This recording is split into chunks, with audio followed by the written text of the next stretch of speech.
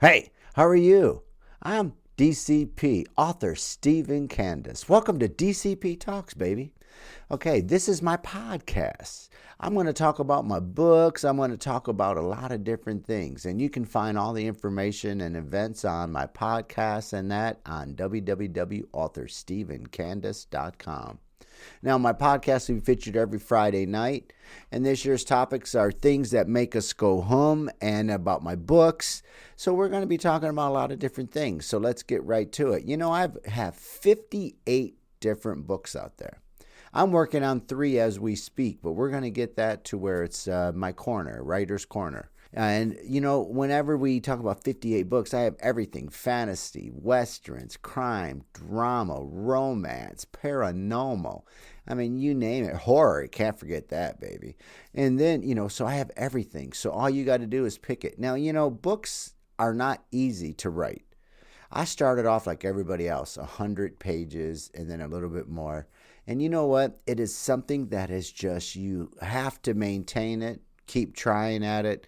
And once you realize your pattern and you get your rhythm down, the words come very good to you. I also have 24 Audible books out there. 24 Audible books, that's pretty impressive.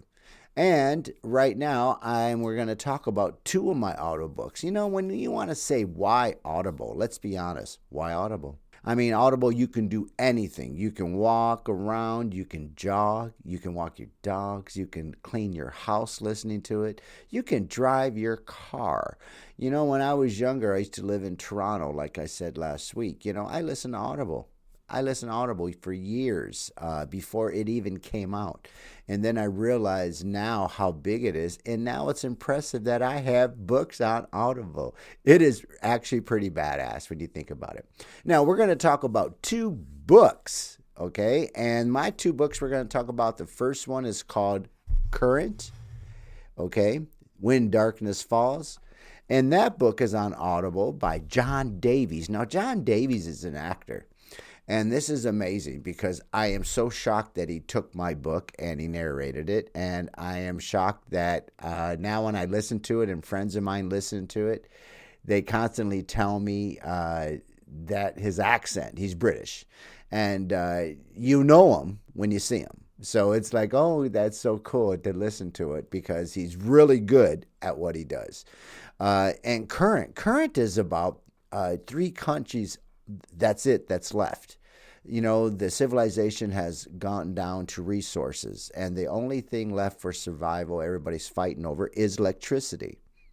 And the 3 countries are United States and Canada and Mexico.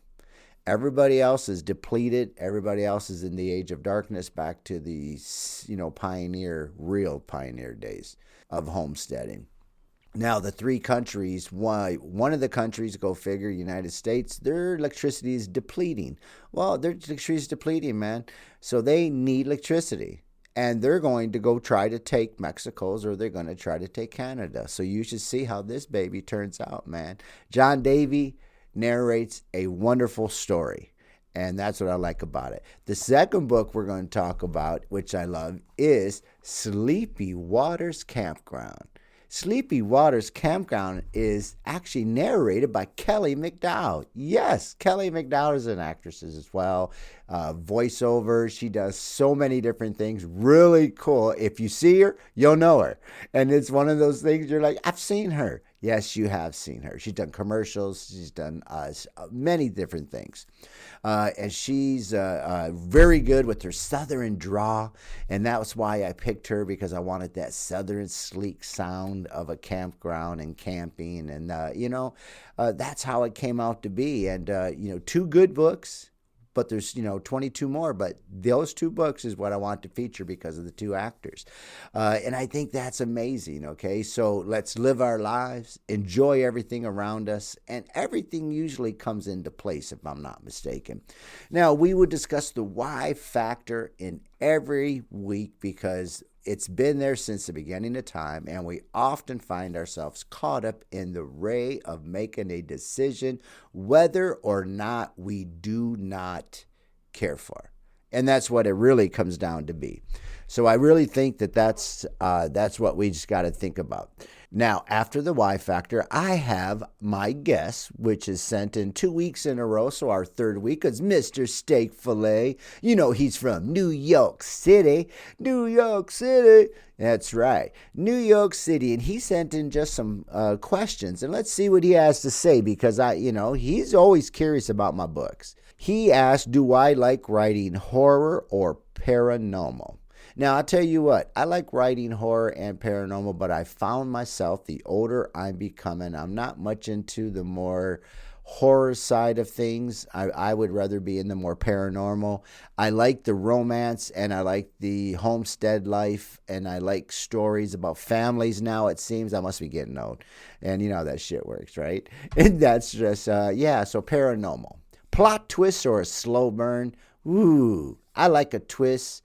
But I like something that just eats at you and eats at you and eats at you. And I got to do better at that. That's something I got to do better at. Same as that plot twist. I'm good at a lot of twists and turns. I think I got to get better on some plot twists myself. So I need to take some advice on that shit. Do I write when I'm angry? Oh, no, I don't, because there's going to be people dying. Writers write with their moods. Let's be honest, man. We write with our moods. If we're in a good mood, shit's going good. If we're in a bad mood, someone's dying. Someone's sick. Someone's going to have terminal cancer. Anything can happen when you're in a bad mood or if you're in a good mood. It is just depending on you. Now, a character you wish had better notoriety. A better character for notoriety would be Jessica in Jessica Lynn.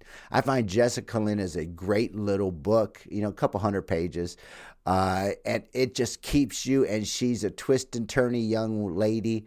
And the book is actually quite a good twist book. Jessica Lynn is a really good one. She's in college, and she meets John, and he's an artist, and she needs lessons. And things go from there, and there's some good twist in that one.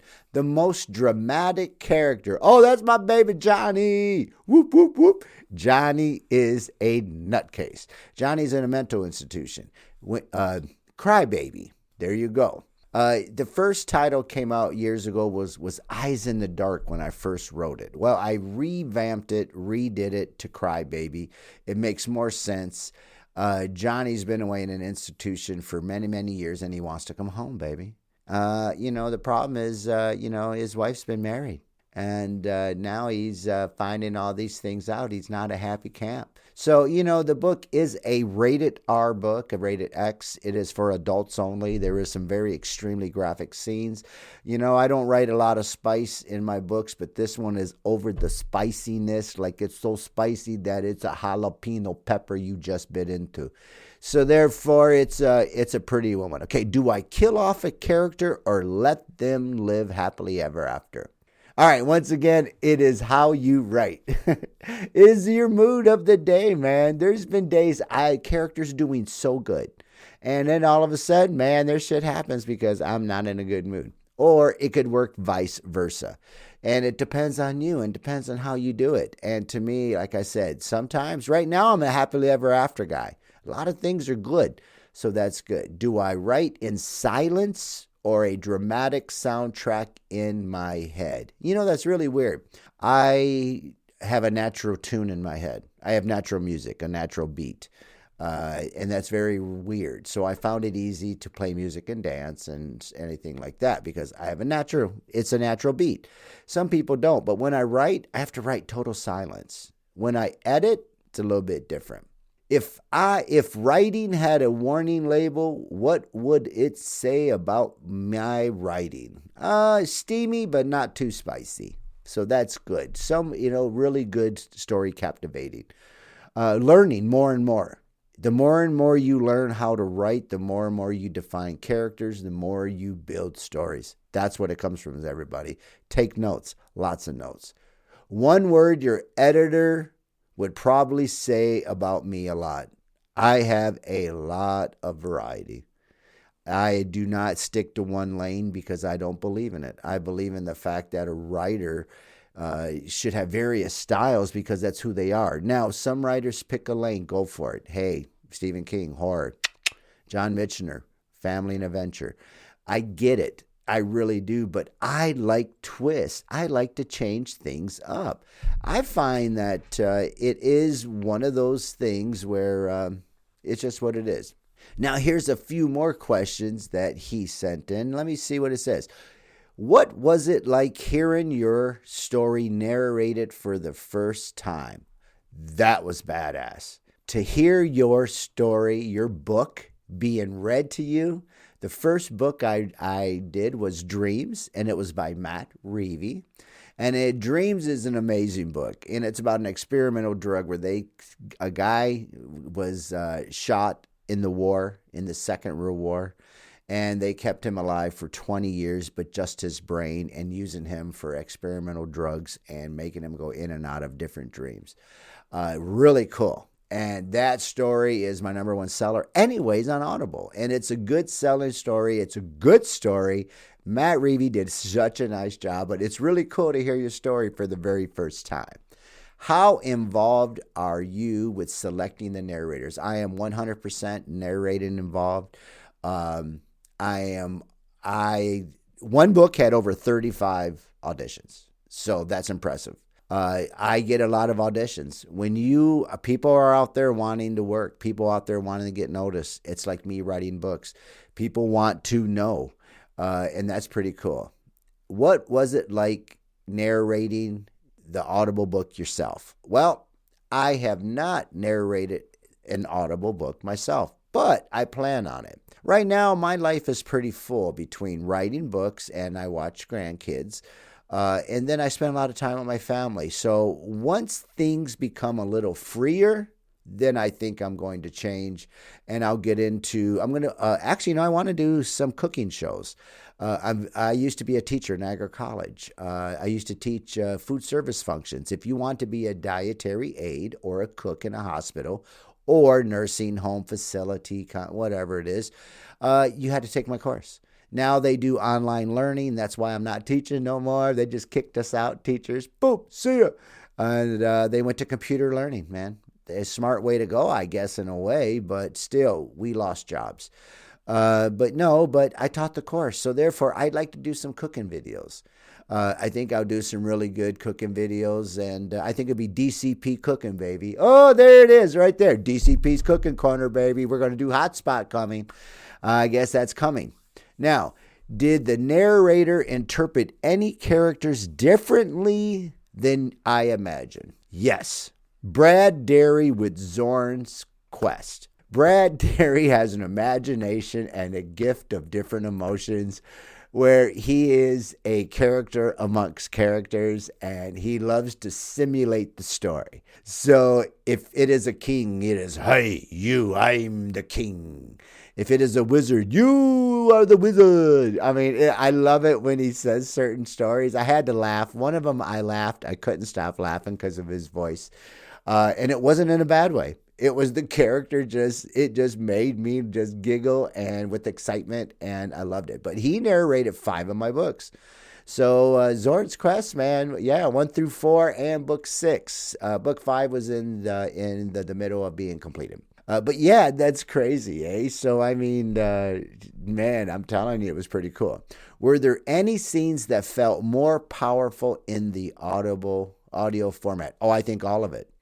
I don't think people understand the severity. It's like watching a movie. I want you to think about watching a movie, but just your ears. So when it reads something, it reads it powerful. If you get somebody that reads it right, they're just not a dead body. They're going to be with emotion and read it with emotion. Dak Connor, A Father's Love. Really, really well done when he reads it. Jeff Lynne with Diesel. Diesel was a very good story about a dog that paranormal,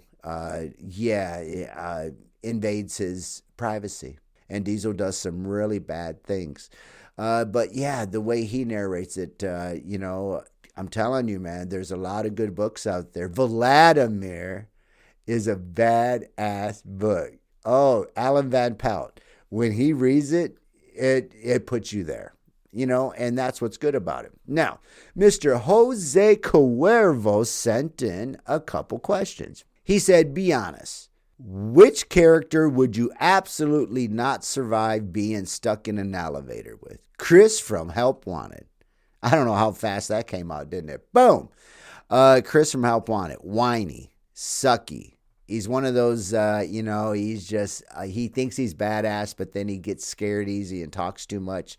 Yeah, that's about that little boy. Did any character hijack your story and refuse to behave and leave? Yeah, Zorn. I don't know what the hell happened with Zorn, but Zorn started off as a book and then a game book. Zorn started off as a game book, by the way. Back in the 80s and 70s, there was a writer and there was books called Lone Wolf. And they were game books, reading game books, fantasy. And I got a hold of these things. And there was 4 books. Amazing Lone Wolf series. And it really made me think. So when I wrote Zorn's first book, I wrote it and then I put it into a game book. True story. Then I said I needed game book 2 to go in Zorn's book 2. So then I had to write book 2. Well, then Zorn's Quest wrote book 3. And then I didn't think about the game book because I figured I was done with it. Well, 2 years later, I sold 78 game books. Well, I sold 78 game books. Well, that just made me determined to write book 3. And then it just never stopped. Zorn's Quest, because of book 3, there's so many dragons. And then I love dragons, by the way. I'm a fantasy guru with dragons. And I draw every character, every picture that is in all my books are my drawings. Me. I've done the artwork. I used to be an artist, professionally. I'm a very good artist. I've sold well over 300 paintings. Easy. Not to mention, I used to paint rocks. Yeah, Memories on Stone on Facebook. It's still there. I've sold over, 700 rocks. Yes, ridiculous on how you have to paint very small. But it is pretty cool. So, yeah, that was pretty good. Zorn basically stole the show. He's got 10 books, man. You can't compete with that. I have another series which we're going to talk about later. But, yeah, Love and Happiness series is 4 books. I'm a book writer. I love writing books. When did you first hear about Audible books? What did you think? And was it better than you imagined? You know what? Yes, it was. I first heard about books years ago, and I thought it was a genius idea. But that was back with cassette tapes. Cassette, people. You put in a cassette, had to flip it over. And then sometimes I had 2 cassettes. So let me tell you what. Yeah, it was really, and like I said, the first book was Dreams. Then the second book was Diesel. Yeah, it was pretty cool to hear your books out there. And let me tell you what, it's something fantastic to hear them read back to you.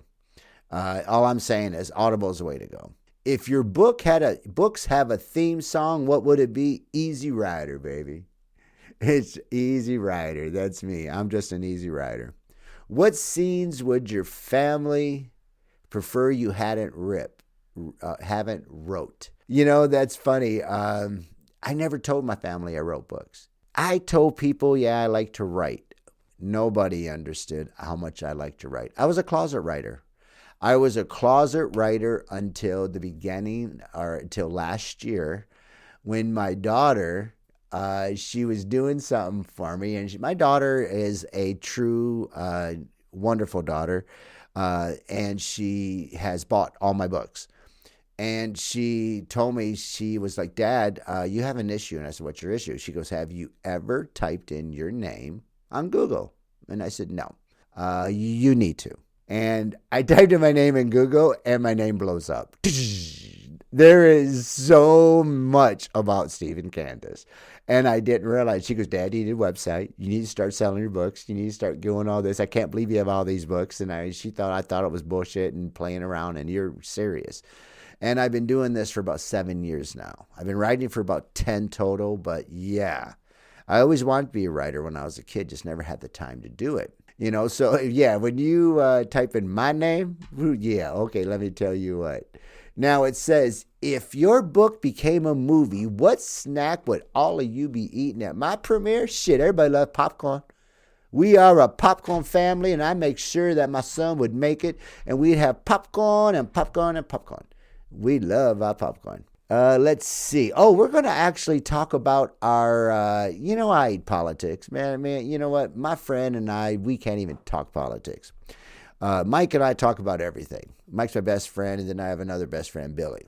Billy and I cannot talk about politics. My other friend, Chris, he talks about everything. He don't give a shit. He hates everybody. So we just don't even talk about politics or talk about anything because he just gets heated up. Billy hates Trump and what's his name? Elon Musk. And I can't even talk about it. Can't even bring up the fact about either one of them when he loses his shit. And I laugh. Me and Mike laugh about it. He's like, he just loses his shit just totally, right? But so my kind of fun politics idea is going to be, I'm going to do some roasting today. This is going to be my fastest segment, short little comedy, and it's going to be roasting Donald Trump and Mark Haney. Let's get to it. Donald Trump doesn't fact check, he confidence checks. Gotta like it. His autobiography should come with a terms and conditions may change page. Gotta love that one. He treats press conferences like it's a reality TV reunion special, baby. He knows everybody. He's always like, hey, what's up? Even autocorrect just shrugs its shoulders and says, why not? I mean, really. If volume was currency now, he'd be the richest person alive. We all know that shit. That man can't shut up for nothing. His debate strategy. Strategy? You like that shit, right? His debate strategy. Clear, alt, and deflect. The man could argue with a mirror and declare victory. We gotta like that shit. That's true. He is funny that way. When he says huge, dictionaries update automatically. That's stupid, but okay. GPS doesn't give Donald directions. It negotiates his route. That's about probably true, or he just tells it where he wants to go. If confidence were Wi-Fi, the whole country would have a 5-bar celebration. All right, that's enough about the freaking one-haired stream guy from the United States. Now let's talk about our own stream guy from Canada here, Mr. Carney. Mr. Carney's vision of bring the party to you is a speech on inflation rates. Amen to that. He keeps having the son of bitches. His campaign slogan, let me explain that again, but this time I will use graphs. I love that one. That's a good one. How does he throw political jabs? He issues press releases, but with bullet points. And when he says a spicy debate, economists reach for popcorn because it's so damn boring. And if charisma were currency, he'd be the Bank of Canada's biggest underperformer. And Carney doesn't do dramatic exit. He does scheduled retirements with 12-step plan. That is so true. Well, he's a banker. Does anybody realize that? His version of a mic drop is a fiscal format with an optimistic baseline. Opponents call his speeches too detailed. Fans call them bedtime reading. Get your sleep and hot chocolate ready. If enthusiasm were a if enthusiasm were GDP, Carney would still classify it as modest growth. You know, when it comes to politics, I can't stand either one of them, and I can't say that I believe in things they do, and I can't say that I really am thrown by some of the things that they also do. Politics is something that's very heated amongst a lot of people. You really can't talk about it. People do get kind of like twisted and shit, so you gotta kind of leave that shit alone. Okay, but politics is politics, and I will never say anything about politics or talk about it, even though I have my opinions. I promise you, I am not afraid to speak my opinion, but not in my podcast. It's not a place for it. Now, this is called my new book corner, and I have chosen this week. I am in the middle of writing 3 books, and that's true. I just started one, and I'm about to start another one, and my third one I'm completing, actually finishing it up. I'm at the current state of writing a book for the second installment of Pigeons and Crows, A Viking's Tale. This Pigeons and Crows is going to be the story of Astrid and Borg. So it's a book 2, and it's a tale of Astrid and Borg on the Viking's Tale. And I'm in the middle of starting that one. I'm outlining it as we speak. It's probably going to take about 2 or 3 months to complete that one. My second book I want to talk about, which I cannot wait to start, it's already have an outline.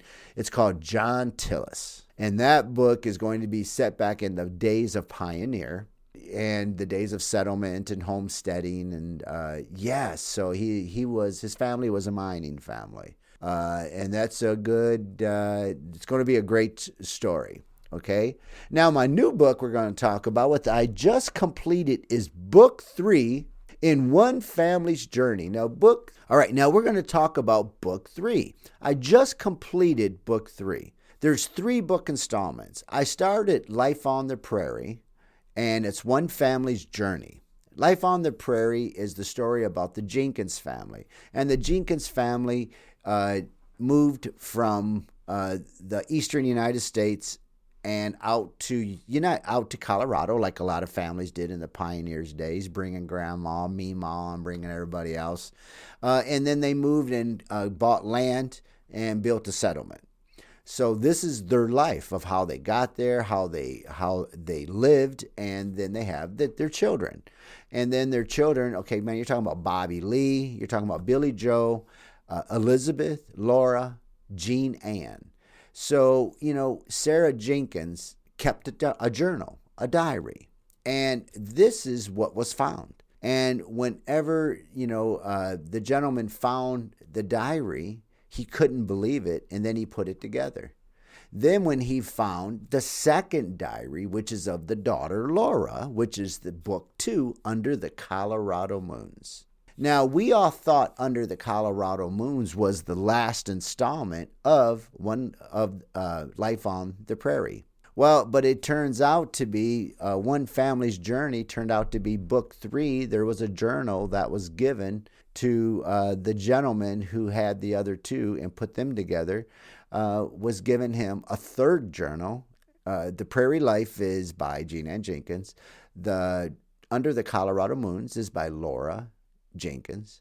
Now, the book was given to the gentleman who put all the books together by the youngest sister, Elizabeth. And these 3 tales are about a homestead family that came from out east back in 1870 and 1860.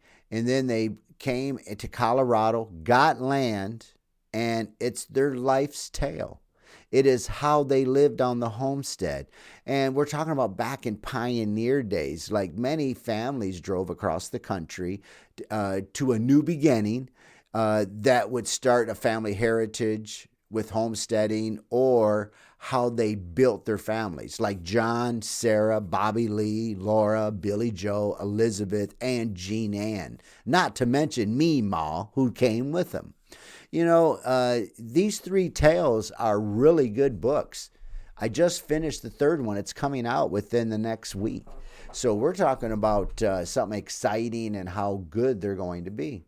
Their new book corner, baby. This is what's coming out. Then next week, we're going to talk about how Pigeons and Crows are coming, the story of Astrid and Borg. After that, John Tillis. It's coming. I'm a fast writer, and I don't stop and I don't let go. Now we're going to talk a little bit about our Broncos Corner. Before I forget, I want to bring up a book that I found. I didn't start this book yet because I was waiting to show you first, because it's a game book. Check this book out. It is by Ashley Kay, and it is called Activity Book of Serial Killers. I don't know about you, that just threw me across the thing. It features A.H. Holmes, Jack the Ripper, Dahmer. We're talking about, it's got maps. It has the Zodiac Killer, Ted Bundy. Man, we're talking about, it's got the media. It's got crossword puzzles. It's got actual artifacts. I mean, there's a lot of cool shit in here, man. Ashley Kay did a really, really good job. And that's a book to be notarized. I mean, come on now. That's pretty cool. I like that. So now we're going to get into our Broncos corner, baby. So let's get to it. Our Broncos, as we know, we all know, everybody knew that they need running backs. That's all there is to it. But we can't not blame it on the offensive line as well. They weren't consistently steady. There were good days and there were bad days, man. Between Bowles and Powers, man, I tell you what, we had a rough end of the year. And Powers, I think it might be time to let the boy go. We don't have much room in salary cap, but man, we got to make some room somewhere, and we got to look for some stability. It's either that or we're going to have the same frustration and the same pissed offness than we did. What's better to be pissed off than pissed on? I love it. Okay, but no. But, in all reality, right? But in a sad note, we have to pay homage and respect to our former general manager, Neil Dellen, and has died at the age of 85 on Wednesday. We were saddened to hear about his passing, and the former general manager from 1999 to 2001. The Broncos made a statement.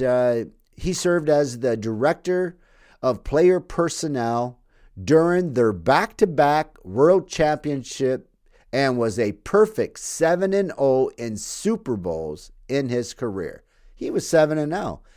That's pretty impressive. Oh, that ties with Mr. Brady, doesn't it? Now, it says Dellen was the cornerstone for two different powerhouses in the late 1980s and the 1990s. He was part of San Francisco 49ers and the dynasty that produced 5 Super Bowl titles in 1982 to 1995.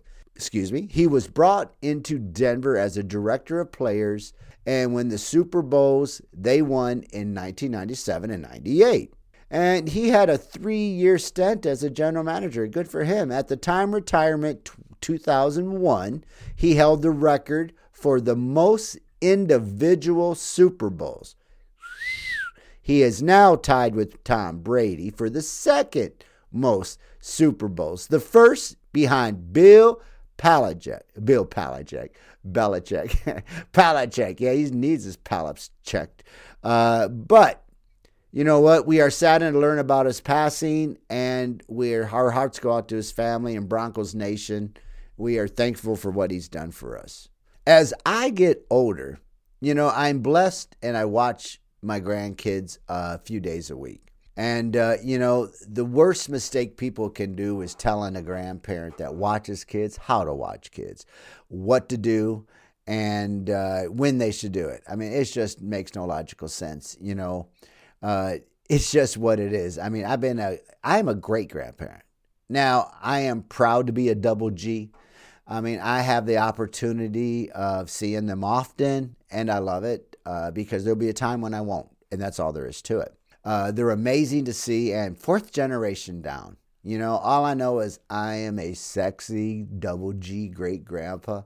And where's the contest, man? Where's the contest? I'll be taking the ribbons home. Woo, baby, woo. But, there is a difference between the little boys, the little ones.